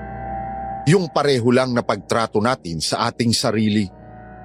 Iyon ang napagtanto ko habang kausap ko si Ate Angelica ng mga sandaling yun. Napagtanto ko rin na para tuloy silang mga sinaunang tao bago pa ang mga kolonisasyon dito sa bansa. May raha o datu na pinuno ng tribo. May mga bantay sa tirahan ng maharlika na wala namang sahod kundi pagkain lamang. Ngunit tapat sa kanilang pinaglilingkuran. Ayon kay Ate Angelica, malayo ang paaralan doon sa pulo. Kaya ang mga bata ay hindi marunong bumasa at sumulat. Noong ang ama pa niya ang namumuno sa kanila ay siya ang nagsisilbing guro para sa mga bata. Nang mahati ang kanila ay sinunog ng mga gabunan ang kanilang bahay-aralan. Kaya ang mga bata ay nanatili lamang sa kanilang mga bahay. Dahil sa pag-uusap naming yon ni Ate Angelica, naisip kong baka iyon na siguro ang pagkakataon kong magamit ang natapos kong kurso, Sir Marvin. Graduate ako ng kursong Bachelor of Science in Elementary Education bago ako pumasok sa military. At least napagbigyan ko ang hiling ni Mama na magkaroon ng anak na guro. Ito ang nakikita kong pagkakataon para makatulong ako sa ganitong komunidad.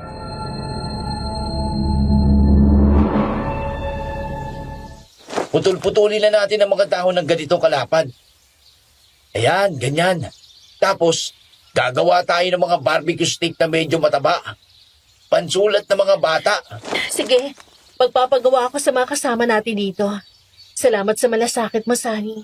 Wala pa naman, Ate Angelica. Pasasalamat ko na rin ito. Nabububuti kayong nilalang at hindi nananakit ng iba. Ito nga palang mga ganito. Ang gagamitin natin bilang sulatan ng mga bata. Oh, aanhin niyo namang dalawa ang mga yan. Gusto kong turuan yung mga bata dito. Kahit yung mga basic knowledge lang, kuya. Kung paano magbasa at magsulat. Para magawa nilang panindigan ang kagustuhan nilang mabuhay ng normal. Wow, okay yan, Sunny ah. Pagbutihin mo ha. Tama. Yan naman talagang propesyon mo. Yes, sir. Sa ganitong paraan man lang, makatulong ako dito sa komunidad nila. Tinipon ni ate ang mga bata sa silong ng kanyang bahay. Nagulat ako sa dami nila dahil iilan lamang ang mga bahay na nakikita ko sa paligid. Nawala sa isip ko na marami nga palang nakatira sa kanila sa itaas ng puno. Ipinakilala ako ni ate sa mga bata habang ang mga magulang naman nila ay nanonood sa mga gagawin namin. Habang nagtuturo ako, kausap naman ni Ate Angelica at Kuya ang mga magulang ng mga batang nag-aaral. Nakikita ko ang excitement sa mga bata na matuto, pero parang mas excited ang mga magulang na nanonood sa akin. Dahil natural naman ako magpatawa, hindi naging boring ang session na yon. 3 oras ang itinagal ng klase hanggang sa sumapit na ang tanghalian.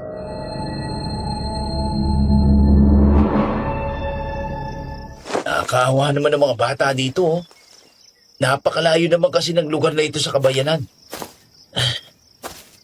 Nasaan kaya sila, kuya at lolo? Nagugutom ka na ba, Sunny?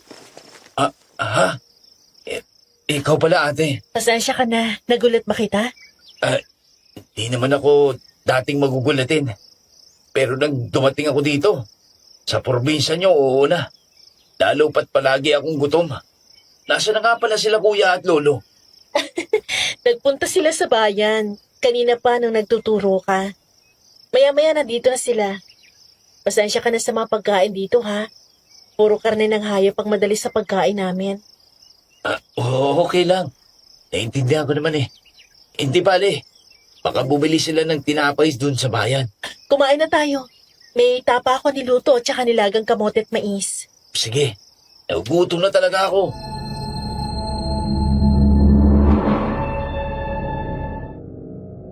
Magandang kapaligiran dito, Sir Marvin. Sariwa ang hangin, may malawak na kapatagan sa pagitan ng mga bundok. Malawak din ang lupain na merong mga tanim na mangga. Nagtatanim din sila ng mga mais at kamote. May mga saging at mga gulay. Dahil kumakain din sila ng mga pagkain na gaya natin. Hindi gaya ng mga gabunan. Malawak ang gubat at may sapang malinaw ang tubig. Ayon kay Ate Angelica, sa sapa sila naglalaban ng damit at doon na rin sila naliligo. Pero ano ang kinabukasan ng mga nakatira dito? Malayo sa kabayanan. Kapag hindi nagkaroon ng paaralan o kaya transportasyon upang maihatid ang mga kabataan sa pinakamalapit na bayan na may paaralan, anong bukas ang naghihintay sa kanila?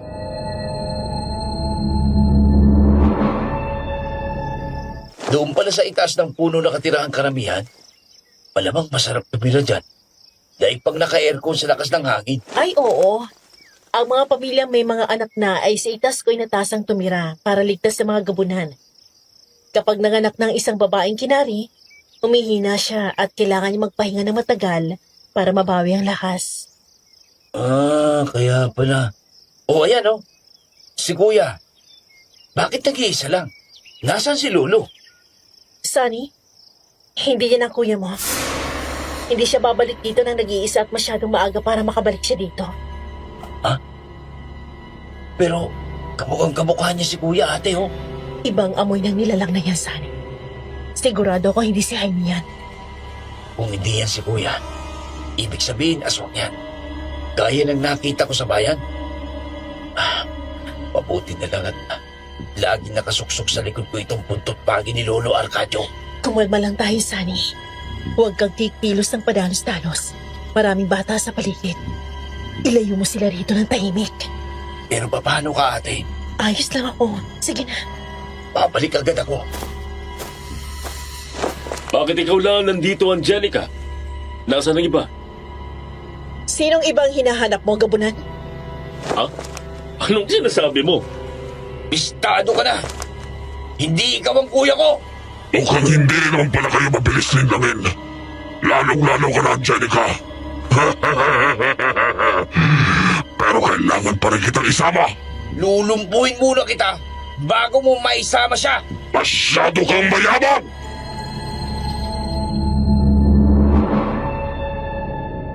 Akma sana akong susuguri ng aswang Sir Marvil, pero mabilis ang naging kilos ni Ate Angelica at sa isang iglap ay nahiwa niya agad ang leeg nito gamit ang kanyang kuko. Mabilis pa sa 4:00 ang naging paglipad ng napugot na ulo ng aswang na gumagaya sa anyo ni Kuya Jaime.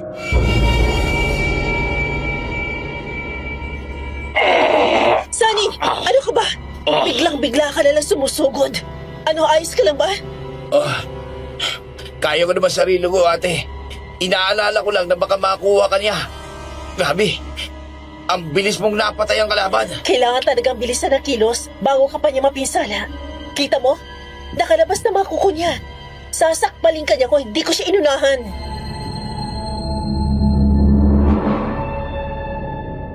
Akala ko na ubus na ang mga gabunan. Akala ko ay tahimik na ang pulo.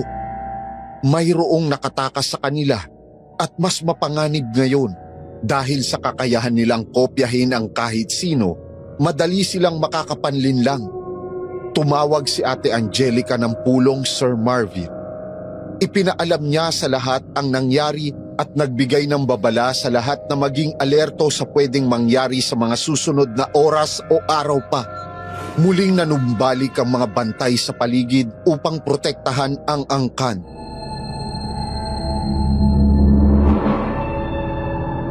Si Boyo kanan lang sa atin. Kanang kamay siya ni Alejandro. Sigurado ako may makasama pa siyang iba. Akala ko ubus na sila, ate. May nakatakas pa pala. Akala ko din.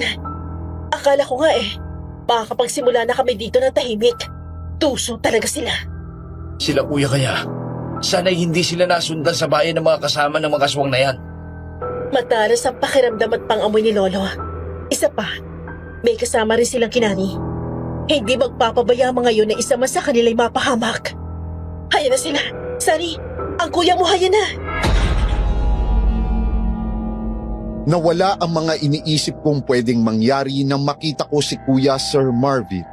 Habang papalapit ang kariton na sinasakyan nila, gusto kong salubungin sila pero pinigil ko ang sarili ko at hinintay na lang silang makalapit kahit na nag-aalala talaga ako sa kanila.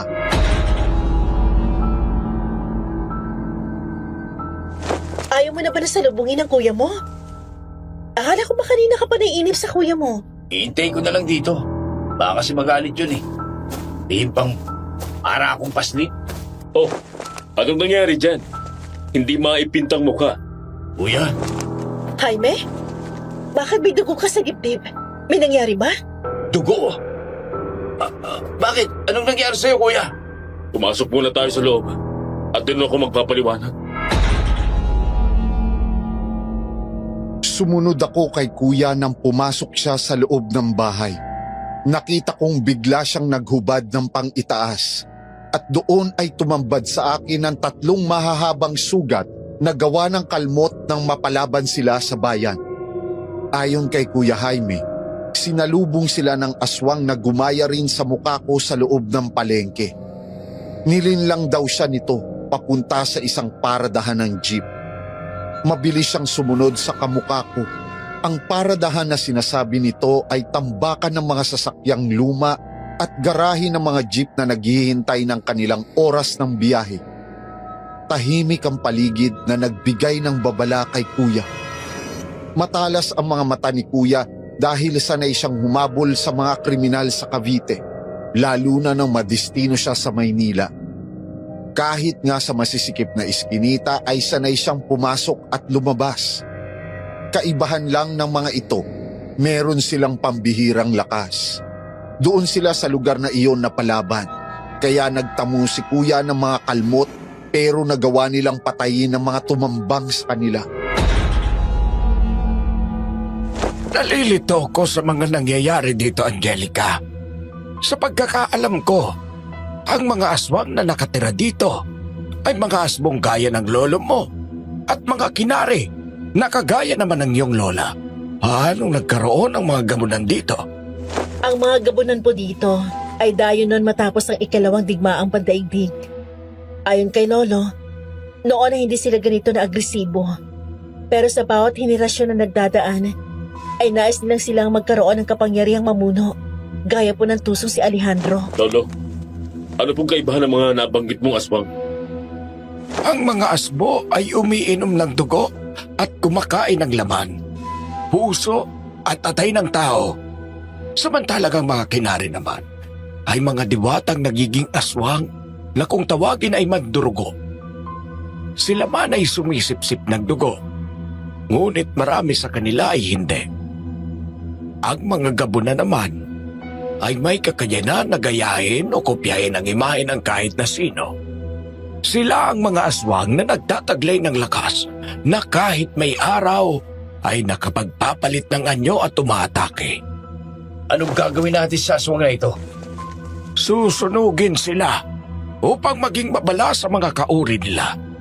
Sigurado akong meron tayong magiging saksi. Dahil ramdam kong may mga kasapi pa silang nagkukubli sa paligid. Pwedeng hindi natin sila napapansin. Pwede rin silang maging anyo ng anumang hayop. Ngunit ibon ang madalas nilang gayahin. Ang uwak. Tama si Lolo. Uwak ang mga saksi noong oras na sinusunog ang dalawang aswang. Mga uwak na dumapo sa mga puno at sabay-sabay na humuhuni. Pumapagaspas ang kanilang mga pakpak na parang gustong pigilin na ang apoy. Habang sinusunog ang dalawang aswang na nahuli namin noong araw na yon, hinagisa ni Lolo Arcadio ng asin ang mga ito, dahilan upang mas mabilis silang maging abo. Pagkatapos naming gawin yon, nagpasya na kaming mag-usap-usap kung paano namin mapapanatiling ligtas ang baryo. Bumuo kami ng grupo ng gabing yon, kasama ang mga kalalakihan. Magkakaroon ng palitan ng bantay kada 8 oras. Magdadagdag ng bilang ng mga bantay sa bawat lagusan ng pulo upang makasigurong wala nang makakapasok na hindi nila kauri. Bawat grupo ng mga bantay ay alam kung sino ang nasa ibang lagusan para mahuli kaagad ang sino mang mangongopya ng muka. Mabilis lang din naman nilang maaamoy ang ibang lahi, kaya walang problema kahit magpalit o manggaya pa ng muka ang mga ito.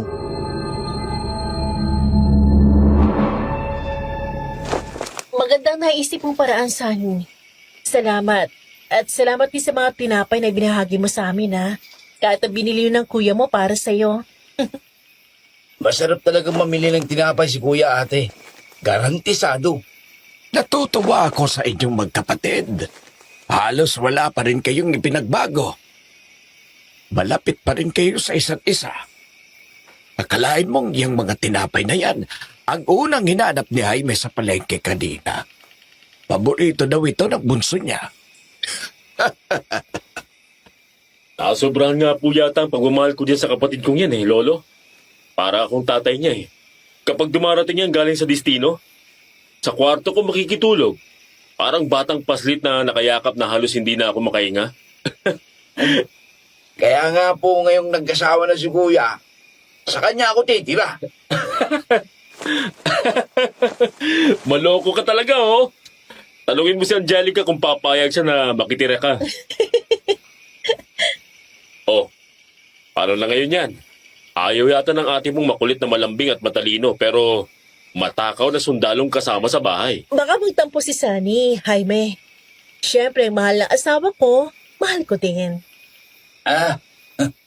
Hindi na kailangan bulahin niyo pa ako, no? Siyempre, biro lang yun. Ang totoo niyan, bukas na bukas din. Uuwi na kami ni Lolo.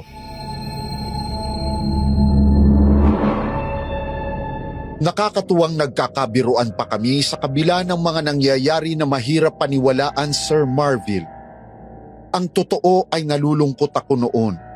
Iniisip ko na malalayo na ako sa kapatid ko na siyang matalik ko ring kaibigan.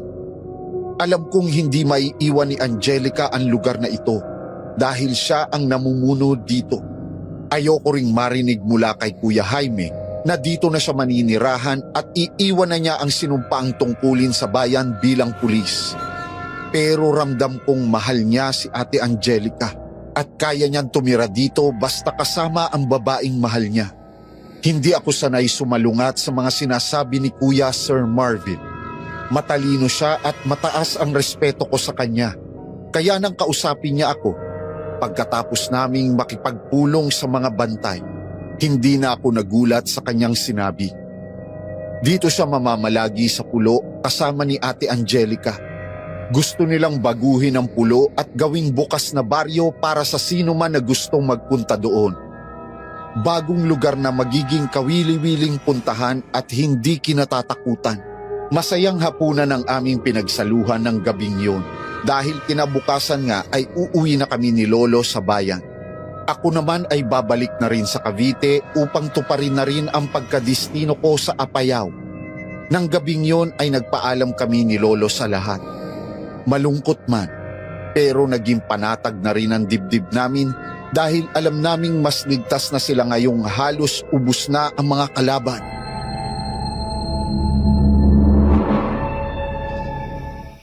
Sunny, hindi ka ba nagagalit sa akin?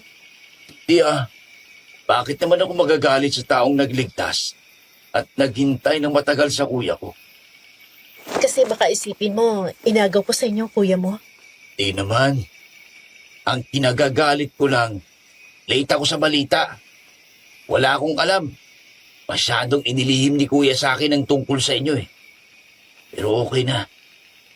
Alam kong mahal mo naman ang kuya ko. Ganun din naman siya sa iyo eh.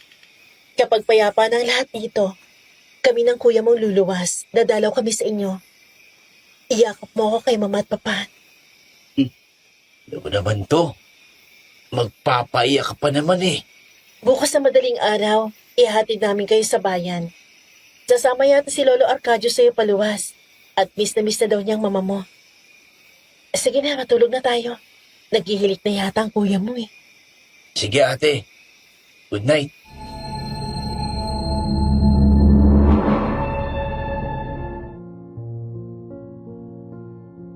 Kinabukasan lumuwas na nga kami ni Lolo pabayan. Isang araw lang kaming nanatili doon sa bahay niya at agad din kaming nag-book ng tiket sa barko papuntang Maynila. Noong nakasakay na kami ni Lolo Arcadio sa bus patungong Bacolod, hindi ko alam kung namamalikmata ako nang makita ko si Alejandro na siyang konduktor ng bus. Muntik ko na itong matutukan ng baril. Mabuti na lamang at napigil ako ni Lolo bago ko pa nakuha sa bag ko ang baril ko. Hindi naman pala si Alejandro ang nakita ko.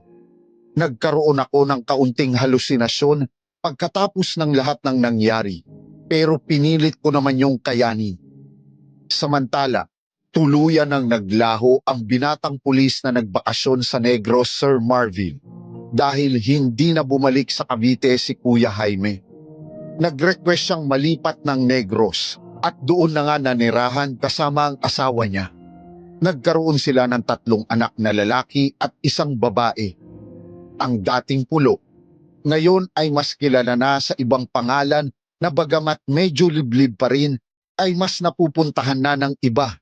Nabigyan din sila ng paaralan doon. Sementado na rin ang kalsada at meron na ring street lights. Sa ngayon ay retirado na din si Kuya Jaime at ang mga anak nila ay mga professional na. Kung tatanungin nyo naman ako tungkol sa mga aswang na kalahi nila, sa totoo lang ay hindi ko na yun naiisip dahil namumuhay naman sila bilang mga tunay na tao. Ang mga karanasan ko kasama si Kuya Jaime ay hindi ko malilimutan. Hanggang ngayon ay humahanga pa rin ako sa pag-iibigan ni na Kuya. Sila ang nagpatunay na hindi hadlang ang pagitan ng magkabilang mundo upang tuparin ang mga pangako. Maraming salamat po Sir Marvil sa pagkakataong maibahagi ko ang karanasang mahirap kalimutan tungkol sa mga aswang. Muli ay ako po si Sunny. Hanggang dito na lamang po. Isang kakaiba at medyo hindi pangkaraniwang karanasan ang ibinahagi sa atin ngayon ng ating letter sender, mga kasityo. Pero nakakatuwang malaman na meron pa pala talagang mga aswang na naninirahan kasama natin na nabubuhay na parang mga normal lang din. Nagmamahal, nagpoprotekta sa isa't isa, nabubuhay ng masaya at payapa. Kung ganun lang sana lahat, baka mas maging maganda ang takbo ng mundo. Kaya naman salamat sa iyo, sender, sa pagbabahagi mo sa amin ng karanasan mong ito. Hanggang sa susunod po nating episode, mga kasityo.